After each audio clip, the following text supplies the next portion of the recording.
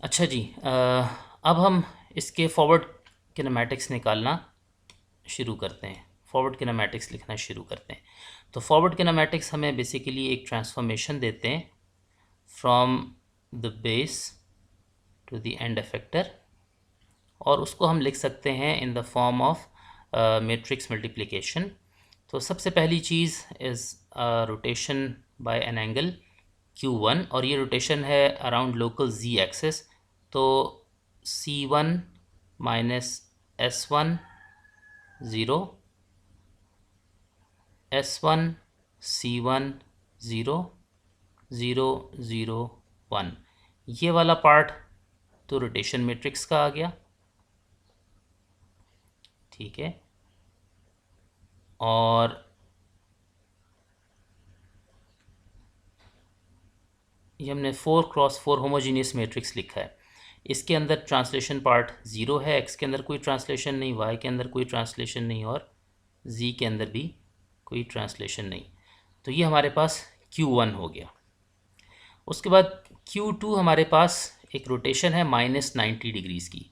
इस रोटेशन से क्या हुआ था कि हमारे पास जो नया कोऑर्डिनेट है, नया कोऑर्डिनेट फ्रेम है x1z1, उसका ओरिजिन तो सेम रहा था, और उसके अंदर x1 वो भी चेंज नहीं हुआ था। z1 रोटेट होके y0 की जगह आ गया था।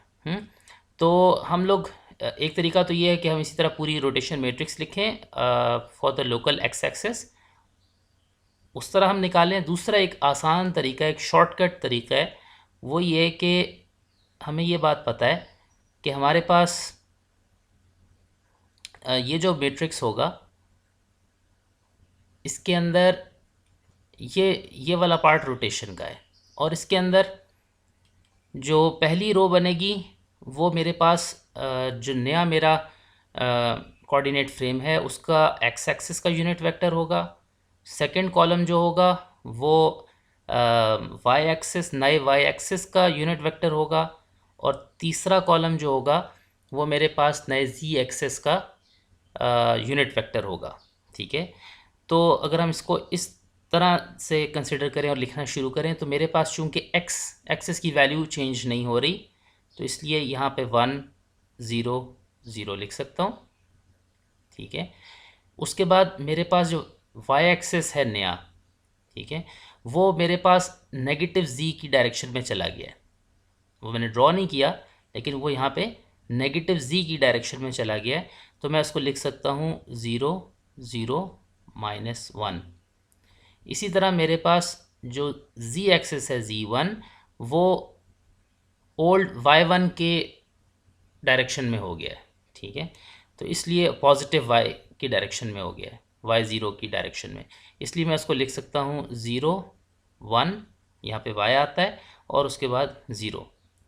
आप इसको अपने आप को कन्विंस कर सकते हैं। आपके पास जो मैट्रिक्स है रोटेशन मैट्रिक्स अराउंड x, वो है 1 0 0 0 c -s 0 s c, जो भी एंगल है उसका कोसाइन, फिर माइनस साइन, साइन, कोसाइन। इसके अंदर अगर आप वैल्यूज़ प्लग इन कर दें -90 की, तो आप देखेंगे कि आपके पास, अगर आप इस रोटेशन अराउंड एक्स की, जो हमारे पास एक बेसिक मैट्रिक्स है, इसके अंदर आप -90 डिग्री थीटा की जगह प्लेस कर दें, तो आपके पास यही वेक्टर यही वाली मैट्रिक्स रोटेशन आ जाएगी जो यहाँ हमने ड्रॉ की है। ठीक है, और हमने इसको शॉर्टकट तरीके से ड्रॉ किया है, क्योंकि हमें पता है कि इस रोटेशन मैट्रिक्स की कुछ प्रॉपर्टीज़ हैं कि इसका हर कॉलम एक यूनिट वेक्टर को रिप्रेजेंट करता है, और वो यूनिट वेक्टर हमारे केस में जो नया रोटेटेड कोऑर्डिनेट फ्रेम है उसको रिप्रेजेंट कर रहा है। तो हमने शॉर्टकट यूज़ करते हुए इसको ड्रॉ कर लिया। आगे भी हम इसकी एग्जांपल्स देखेंगे। अच्छा, मैं इसको होमोजीनियस मैट्रिक्स को कंप्लीट करता हूँ। इसके अंदर कोई ट्रांसलेशन पार्ट नहीं है, इसलिए ये मैट्रिक्स आ गई। इसी तरह फिर मैंने एक Q2 के लिए भी मैट्रिक्स ड्रॉ करनी है। Q2 के लिए मैट्रिक्स ड्रॉ कर लेते हैं। Q2 की जो मैट्रिक्स बनेगी वो बनेगी C2 माइनस S2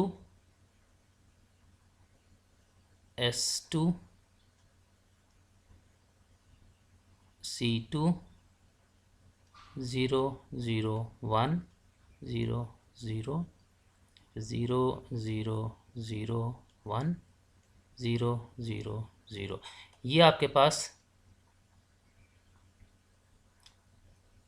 मैट्रिक्स आ गई कॉरस्पॉन्डिंग टू Q2। ठीक हो गया। उसके बाद एक रोटेशन और है, और वो रोटेशन अराउंड एक्स है अगेन, और इस दफ़ा पॉजिटिव रोटेशन है। ठीक है, तो हम वही टेक्निक जो हमने पहले यूज़ की थी वो यूज़ करते हुए इसको ड्रॉ करने की कोशिश करते हैं। हमारे पास एक्स एक्सेस अनचेंज्ड है, इसलिए 1 0 0 ये इधर आ जाएगा। अब हमारे पास जो नया वाई एक्सेस है वो कहाँ पर आ जाएगा? वो जो ओल्ड Z1 है उसकी डायरेक्शन में आ जाएगा।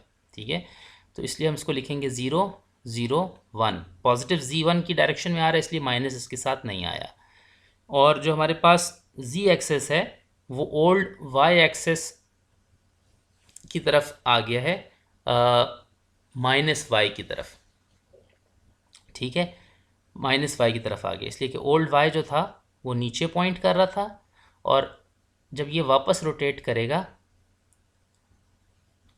वापस रोटेट कर जाएगा, Z1 यहाँ पर आ जाएगा, तो ये पॉजिटिव जो नेगेटिव वाई की डायरेक्शन बनेगी। ठीक है, तो इसलिए यहाँ पर 0 -1 0, ये मेरे पास रोटेशन मैट्रिक्स आ गया, और इसमें कोई ट्रांसलेशन नहीं है, ट्रांसलेशन पार्ट 0 है, और मैं होमोजीनियस मैट्रिक्स कंप्लीट कर देता हूँ। तो ये मेरे पास मैट्रिक्स बन गई जो सेकंड रो डीएच टेबल के अंदर है, उसको उसके कॉरेस्पॉन्डिंग। ठीक हो गया। अच्छा जी, अब मेरे पास Q3 है, और Q3 मुझे पता है कि it's translation along the local x axis. मैं नेक्स्ट लाइन में कंटिन्यू कर रहा हूँ, मैं नेक्स्ट लाइन में यहाँ पे कंटिन्यू कर रहा हूँ।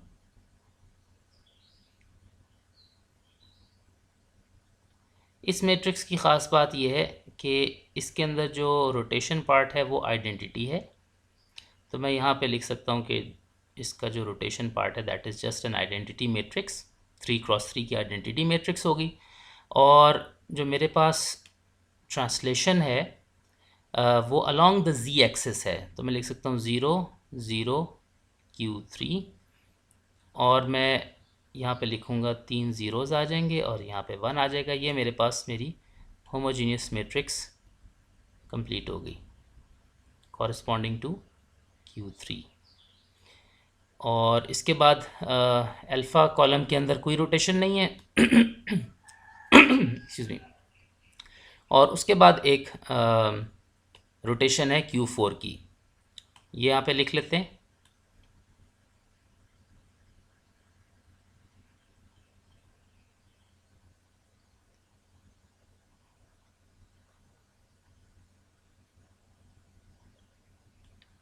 ये मेरे पास रोटेशन अराउंड Z एक्सेस है, तो ये बन जाएगा C4 -S4 0 0 S4 C4 0 0 0 0 1 0 0 0 0 1।